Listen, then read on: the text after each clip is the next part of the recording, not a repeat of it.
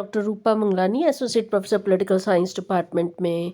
आज हम देखेंगे भारतीय शासन एवं राजनीति से संबंधित महत्वपूर्ण तथ्य।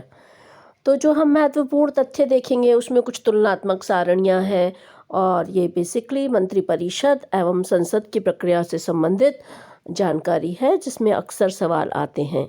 ये जो प्रश्न आते हैं न केवल आपकी परीक्षा में आते हैं बल्कि कंपटीशन में भी इसमें से क्वेश्चन पूछे जाते हैं। तो आइए जानते हैं इन महत्वपूर्ण तथ्यों को। कोशिश ये करेंगे कि हम वीक में कम से कम एक बार इन महत्वपूर्ण तथ्यों को जो जानें, जो कि आपके न्यू टाइप से संबंधित एवं कंपटीशन से संबंधित प्रश्न है और भारतीय शासन एवं राजनीति, विशेषतः भारत के संविधान से संबंधित शब्दावली है। इसके साथ ही हम राष्ट्रीय आंदोलन से संबंधित तथ्यों को भी जानेंगे। तो आज हम जानते हैं मंत्रिपरिषद से संबंधित तथ्यों को। 91वें संविधान संशोधन जो हुआ 2003 में, इसके द्वारा अनुच्छेद 75 में उपखंड 1 का जोड़ा गया और ये प्रावधान किया गया कि मंत्रिपरिषद में प्रधानमंत्री सहित सदस्यों की कुल संख्या लोकसभा के कुल सदस्य संख्या की 15% से अधिक नहीं होगी। देखिए, ये क्यों समस्या आई? ये इसलिए आई क्योंकि बड़ी बड़ी मंत्रिपरिषद और मंत्रिमंडल गठित कर दी जाती थी और मुख्यतः गठबंधन सरकारों के युग में सभी दलों को प्रसन्न रखने के लिए जो सहभागी होते थे, बहुत लंबा चौड़ा मंत्रिपरिषद बनाया जाता था। इसलिए संविधान में 91वां संविधान संशोधन किया गया और अनुच्छेद 75 में खंड 1 का जोड़ा गया और ये प्रावधान किया गया कि मंत्रिपरिषद में प्रधानमंत्री सहित सदस्यों की कुल संख्या लोकसभा के कुल सदस्यों की संख्या का 15% अधिक ना हो, ये कहा गया। जहाँ तक मंत्रियों के प्रकार का सवाल है, तो अगर हम देखें तो मंत्रियों के कौन कौन से प्रकार होते हैं, तो मुख्यतः 3 तरह के मंत्रियों के प्रकार होते हैं। पहला प्रकार है कैबिनेट मंत्री, दूसरा प्रकार है राज्य मंत्री और तीसरा प्रकार है उपमंत्री। कैबिनेट मंत्री यानी कैबिनेट मिनिस्टर, राज्य मंत्री यानी मिनिस्टर ऑफ स्टेट और उपमंत्री मतलब डिप्टी मिनिस्टर। कैबिनेट मंत्रियों का समूह है। ये भारत के प्रशासन की सर्वोच्च इकाई है। यही सरकार की नीतियों का संचालन करती है। इसके सदस्य अपने विभागों के अध्यक्ष होते हैं। कैबिनेट शब्द का उल्लेख संविधान में नहीं किया गया था। 44वें संविधान संशोधन 1978 द्वारा अब इस शब्द को अनुच्छेद 352 में शामिल कर लिया गया है। आपातकाल लागू करने के लिए राष्ट्रपति को भेजे जाने वाली लिखित अनुशंसा पर कैबिनेट मंत्रियों का हस्ताक्षर होना अनिवार्य कर दिया गया है। कैबिनेट मंत्री को सहायता देने के लिए राज्य मंत्री और उपमंत्री की नियुक्ति की जाती है। जहाँ तक राज्य मंत्रियों का सवाल है, तो राज्य मंत्रियों की 2 श्रेणियाँ होती हैं। एक तो स्वतंत्र प्रभार वाले राज्य मंत्री होते हैं और दूसरा वे राज्य मंत्री जिन्हें स्वतंत्र प्रभार नहीं दिया गया है। स्वतंत्र प्रभार का मंत्री अपने विभाग का प्रमुख होता है, जबकि बिना स्वतंत्र प्रभार वाला मंत्री कैबिनेट मंत्री के अधीन काम करता है। उपमंत्री का जहाँ तक सवाल है, तो उपमंत्री कनिष्ठ मंत्री होता है जो किसी कैबिनेट मंत्री अथवा स्वतंत्र प्रभार वाले मंत्री के अधीन काम करता है। मंत्रिपरिषद, प्रधानमंत्री, कैबिनेट मंत्री, राज्य मंत्री और उपमंत्री इन सब का सामूहिक नाम है, जबकि मंत्रिमंडल केवल कैबिनेट मंत्रियों का समूह है। तो आपसे अगर पूछा जाए कि मंत्रिपरिषद और मंत्रिमंडल में क्या अंतर है, तो उसका उत्तर ये है कि मंत्रिपरिषद में सभी तरह के मंत्री अर्थात प्रधानमंत्री, कैबिनेट मंत्री, राज्य मंत्री और उपमंत्री, ये 4 तरह के मंत्री शामिल होते हैं, जबकि मंत्रिमंडल में केवल कैबिनेट मंत्री ही होते हैं। आकार में मंत्रिपरिषद बड़ी होती है और मंत्रिमंडल छोटा होता है, लेकिन महत्व की दृष्टि से मंत्रिमंडल बड़ा होता है क्योंकि वही शासन की नीति का संचालन करता है। तो इस प्रकार हमने देखा कि मंत्रिपरिषद और मंत्रिमंडल में क्या अंतर है और हमने ये भी देखा कि राज्य मंत्रियों की कितनी श्रेणियां होती हैं। हमने ये भी देखा कि उपमंत्री और कनिष्ठ मंत्री क्या होता है और हमने ये भी देखा साथ में कि मंत्रियों के कौन कौन से प्रकार होते हैं। संविधान का अनुच्छेद 1978 के द्वारा अनुच्छेद 352 में इस शब्द को शामिल किया गया था, कैबिनेट शब्द को, 44वें संविधान संशोधन के बाद। तो इस प्रकार हमने देखा कि 91वां संविधान संशोधन कितनी मंत्रियों की संख्या कितनी होनी चाहिए उसके बारे में क्या निर्धारण करता है। तो ये बहुत महत्वपूर्ण इन्फॉर्मेशन है जिसमें से अक्सर प्रश्न कंपटीशन में आता है। तो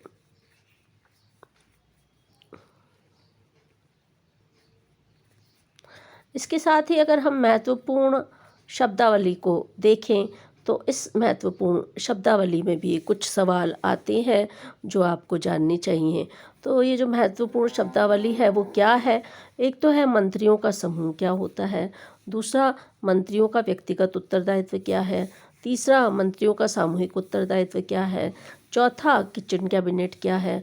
तो इन सबको अगर हम जानें तो हम जान सकते हैं कि इसके बारे में क्या कहा गया है।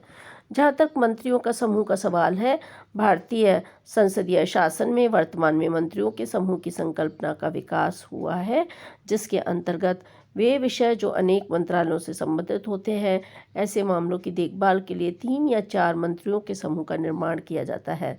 वर्तमान में मंत्रियों के समूह के विचार को जो है अस्वीकार कर दिया गया है इस समय।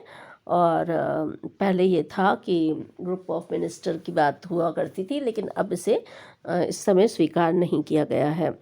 वर्तमान केंद्रीय सरकार द्वारा इसे स्वीकार नहीं किया गया है। जहाँ तक मंत्रियों का व्यक्तिगत उत्तरदायित्व का सवाल है तो बहुत ही महत्वपूर्ण है। हर मंत्री अपने विभाग के कर्मचारियों द्वारा किए गए कार्यों के लिए स्वयं उत्तरदायी होता है। अपने विभाग से संबंधित प्रश्नों के बारे में संसद में उत्तर देता है। यदि किसी मंत्री में मंत्रिमंडल अनुमोदन से काम किया है तो उसका सामूहिक उत्तरदायित्व का सिद्धांत लागू होगा। इसका पूरा मंत्रिमंडल समर्थन करता है। यदि मंत्रिमंडल उसके कार्यों को अनुमोदित नहीं करता तो दायित्व केवल उस विभाग के मंत्री का होता है। तो इस प्रकार मंत्रियों का व्यक्तिगत उत्तरदायित्व, और हमने समझा कि मंत्रियों का व्यक्तिगत उत्तरदायित्व क्या होता है।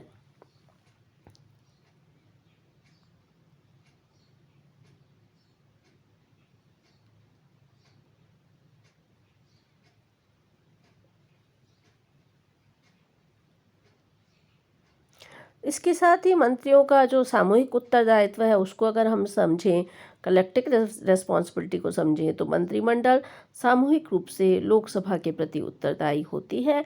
मंत्रिमंडल द्वारा किए गए निर्णय से मंत्रिमंडल के सभी सदस्य सहमत होते हैं। मंत्रिमंडल के निर्णय की कोई भी सदस्य आलोचना नहीं कर सकता। यदि मंत्रिमंडल का सदस्य मंत्रिमंडल के निर्णय से असहमत है तो उसे मंत्रिमंडल में बने रहने का अधिकार नहीं है। एक मंत्री विशेष के निर्णय का बचाव लोकसभा में मंत्रिमंडल के सभी सदस्य करते हैं, और यदि लोकसभा में मंत्रिमंडल के किसी भी सदस्य के विरुद्ध बहुमत से मतदान हो जाता है तो इसे समूचे मंत्रिमंडल को त्यागपत्र देना पड़ेगा। इसलिए संसदीय शासन के संबंध में यह कहा जाता है कि मंत्रिमंडल के सदस्य साथ साथ तैरते हैं और साथ साथ डूबते हैं।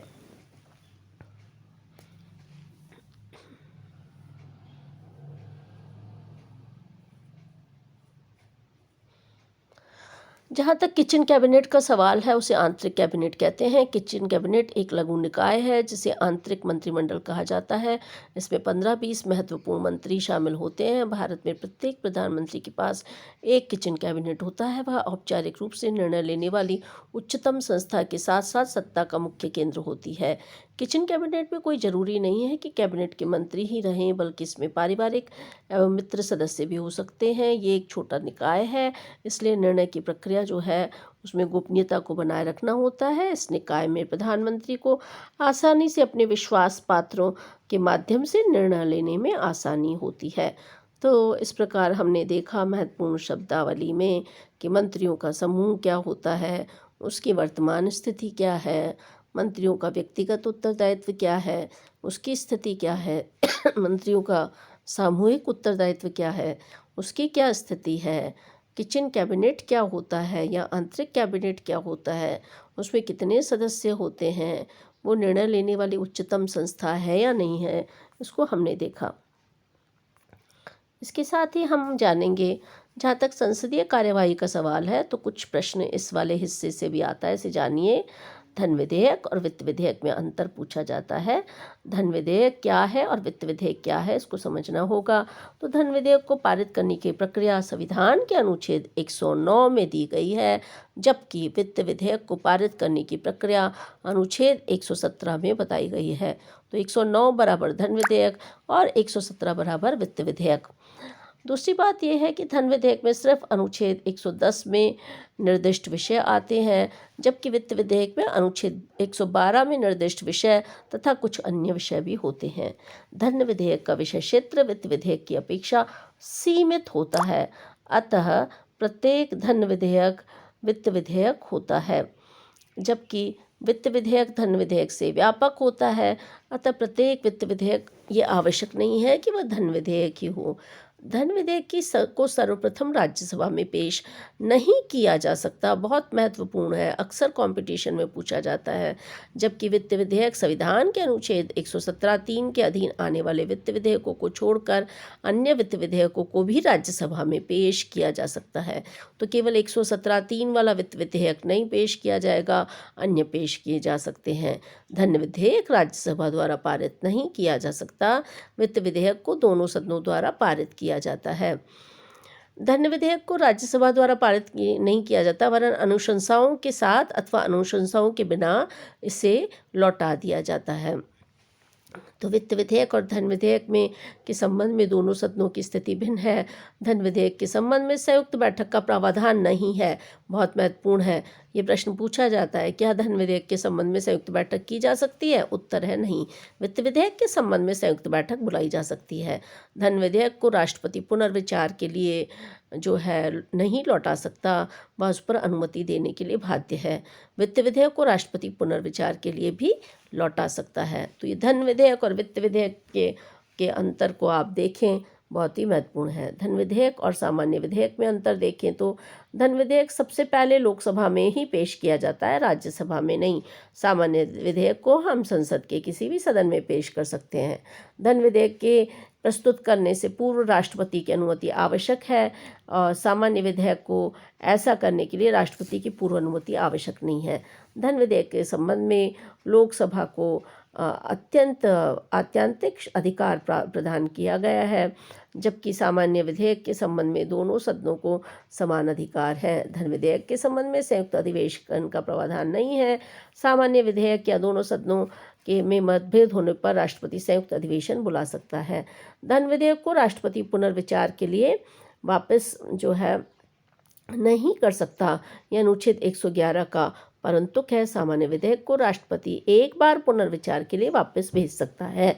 धन विधेयक केवल सरकार के द्वारा ही प्रस्तावित किए जाते हैं। सामान्य विधेयक सरकार अथवा गैर सरकारी सदस्य द्वारा भी प्रस्तुत किया जा सकता है। धन विधेयक दूसरे सदन में भेजने के पूर्व लोकसभा के अध्यक्ष को इस बात का प्रमाण पत्र देना होता है कि यह धन विधेयक है।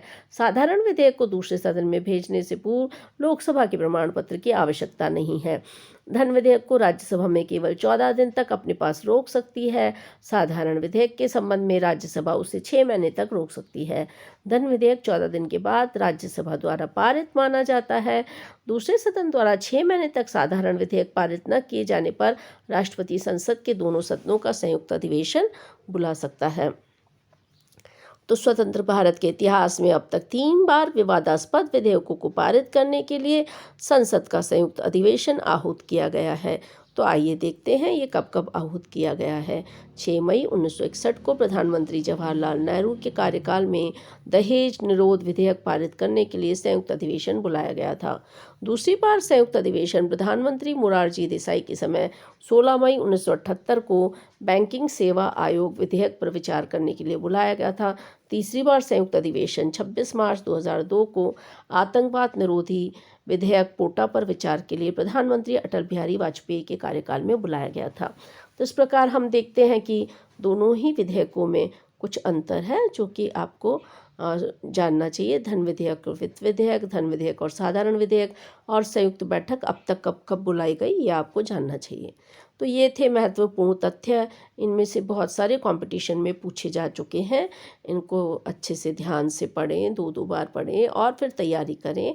और कोई दिक्कत हो तो हम मिलेंगे तो उस पर बात करेंगे। अपने और अपने परिवार के स्वास्थ्य का ध्यान रखिए। शुभकामनाएं।